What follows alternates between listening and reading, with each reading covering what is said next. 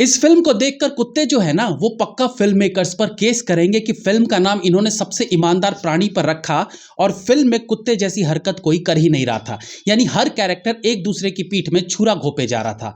कुत्तों को सचमुच बहुत बुरा लगा होगा। रिव्यू करेंगे फिल्म कुत्ते।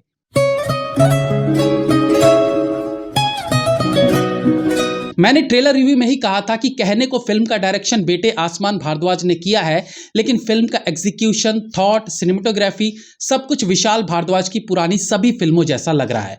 कमीने फिल्म में जो एक रात में बहुत कुछ घटता है वही यहां भी रात भर में घटते दिखाया जाता है। मकबूल में पुलिस जीप के अंदर रात में कुछ इंपॉर्टेंट सीन्स थे, यहां भी पुलिस जीप के अंदर न केवल डिस्कशंस बल्कि और बहुत कुछ घटता है। ऑफ कोर्स पिता वाले फिल्म मेकिंग के गुण तो आएंगे ही, हालांकि उन्होंने फिल्म मेकिंग विदेश जाकर सीखी है। तो कहानी शुरू होती है उसी घिसे पिटे सीन से जहां नक्सलियों के साथ पुलिस का दुर्व्यवहार दिखाया जाता है, जो बॉलीवुड की कई फिल्मों में देखने को पहले भी मिलता रहा है। यहां पर नक्सलियों को आजादी चाहिए, फिर किससे आजादी चाहिए जैसे क्वेश्चंस और आंसर्स के बीच ये सीन खत्म होता है।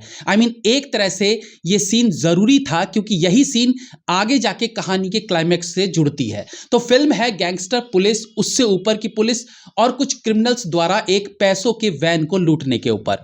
जैसा कि विशाल भारद्वाज की फिल्मों में चलन रहा है कि वो रात का इस्तेमाल अपनी फिल्मों में बहुत ज्यादा करते हैं, तो सेम वही चीज इस फिल्म में भी है। 60 to 70% कहानी रात में दिखाई जाती है, जब सब अपने अपने प्लान अनुसार इस पैसों से भरी वैन को लूटना चाहते हैं। लेकिन यहां हर कोई एक दूसरे का बाप है। वो अंदाजा अपना अपना फिल्म देखी होगी आपने, उसका क्लाइमेक्स देखा होगा। हीरे की थैली कैसे एक के पास से दूसरे के पास जाती रहती है, वैसा ही कुछ यहां भी है। फिल्म का स्क्रीन प्ले ठीक है, ऐसा नहीं कहूंगा कि एक एज ऑफ द सीट पर रखती है, बट स्टिल एंगेजिंग है। फिल्म में थ्रिल मोमेंट्स तो कई हैं, बट इसे सस्पेंस की श्रेणी में नहीं रखा जा सकता क्योंकि छोटे छोटे अंतराल पर घटनाओं का खुलासा होता रहता है। अच्छा, पूरी कहानी का जो बेस है वो एक मेंढक और बिच्छू की कहानी है। ये कहानी इसलिए मुझे एकदम से याद आ गई क्योंकि अभी हाल ही में डार्लिंग्स फिल्म के ट्रेलर में यही कहानी सुनाई गई थी। इससे पहले 7 उचक्के फिल्म में भी यही कहानी सुनने को मिली थी। तो पंचतंत्र की इस कहानी पर कई फिल्में केंद्रित करके बनाई गई हैं और ये भी उन्हीं में से एक है। एक्टिंग की बात करें तो अर्जुन कपूर खराब नहीं लगे हैं अपने किरदार में, बट इस तरह के डार्क शेड कैरेक्टर में एक्टिंग के मामले में अनेकों एक्सपेरिमेंट करने के मौके रहते हैं। इसे और भी बेहतर तरीके से निभाने का स्कोप रहता है। अब इसमें डायरेक्टर को दोष दे या अर्जुन कपूर को या दोनों को, ये कह पाना मुश्किल रहेगा, बट स्टिल उनका परफॉर्मेंस खराब तो बिल्कुल नहीं लगता। तब्बू की बात करें तो 2022 में वो तो छाई रही और उससे पहले भी तब्बू की एक्टिंग पर सवाल नहीं उठाया जा सकता, तो उनका काम यहां भी अच्छा है। कुमुद मिश्रा का काम बेहतरीन है। इतने सारे बड़े और चर्चित नामों के बीच उनका इतना स्क्रीन स्पेस मिलना डायरेक्टर के उन पर भरोसे को दर्शाता है। कुनकुना सेन भी अच्छी एक्ट्रेस हैं और जैसा वो करती आई है अपनी फिल्मों में, वैसे ही यहां भी उनका काम देखने को मिलता है। एक्चुअली फिल्म है 2.25 घंटे की और एक्टर्स है 250। बहुत सारे हैं, तो ढंग से किसी को स्क्रीन स्पेस मिला नहीं। तो ऐसा नहीं लगता कि किसी ने आउट ऑफ द बॉक्स जाकर कुछ अनोखा कर दिखाया हो। नसीरुद्दीन शाह का रोल छोटा है तो उन्हें क्या ही जज करे, वो अच्छे एक्टर है ही। राधिका मदान ज्यादातर फिल्मों में जल्दी में दिखती है, ये उनका एक्टिंग स्टाइल है, तो एक्टिंग डिपार्टमेंट ओके ओके ही कहा जा सकता है।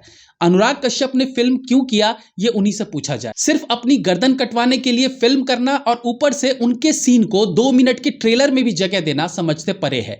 ये तभी होता है जब कोई बड़ा स्टार हो जिसे ट्रेलर में दिखाकर लोगों को थिएटर तक खींचा जाए और वहां फिल्म में उसका रोल हो ही ना। लेकिन अनुराग कश्यप एक्टिंग में तो कोई स्टार है नहीं, तो पता नहीं उन्हें किस तरीके से यूज करने की सोची डायरेक्टर ने। कैमरा वर्क अच्छा है, कुछ एक जगह कैमरे से एक्सपेरिमेंटल शॉट्स लेने की कोशिश की गई है। बीजीएम अच्छा है, कुछ स्पूकी सा म्यूजिक सीन में थ्रिल जरूर भरता है।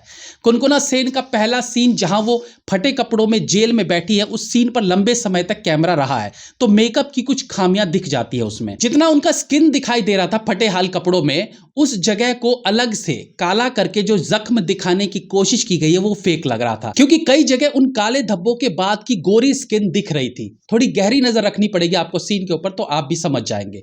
एक सीन और है जहां राधिका मदान जमीन पर गिरे अर्जुन कपूर का हाथ पकड़कर उसे उठाती है। उस सीन में लगा जैसे अर्जुन कपूर के पैर को तो एक लड़के ने उठा लिया था और बेहोशी में भी हाथ उसने खुद राधिका मदान की तरफ ऊपर कर दिया। अंधेरा रहता है सीन में, बट आप पकड़ पाए तो जरूर बताइएगा। फिल्म का direction as I said okay है और पुराना भी है। अब इसका क्रेडिट या इसके दोषी आसमान भारद्वाज को माने या विशाल भारद्वाज को, ये पता नहीं। गाली गलौज अच्छी खासी है फिल्म में, फैमिली के साथ देखना अवॉइड करें। मेरी तरफ से 3 stars. Have a nice day.